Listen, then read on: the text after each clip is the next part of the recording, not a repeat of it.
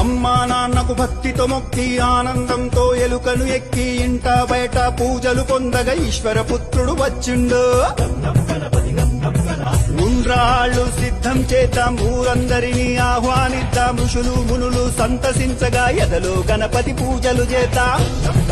ఏనుగు తలతో వచ్చిండు, ఐశ్వర్యం మనకిచ్చిండు, ఒంటి కాలితో నాట్యం చేస్తూ ఓహో గణేశరారాయనగా ఔరాయంటూ చూడంగా అంబ పార్వతితో వచ్చిండు, అహంకారం అని చేసిండు.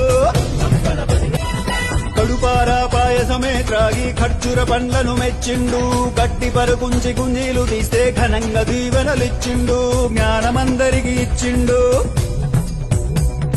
చవితి నుండి 9 రాత్రులు చక్రం ఎత్తి అర్చన చేద్దాం, జన్మ జన్మల పుణ్యఫలంతో చంకారంతో గానం చేద్దాం.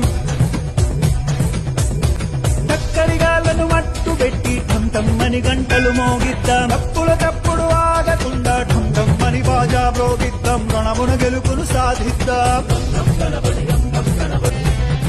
తమ్ములు చెల్లెలు సంబరమ్మతో థకిట థకిటమని నాట్యం చేస్తే దండాల దండలు వేద్దాం, ధర్మాన్నే కాపాడుకుందాం.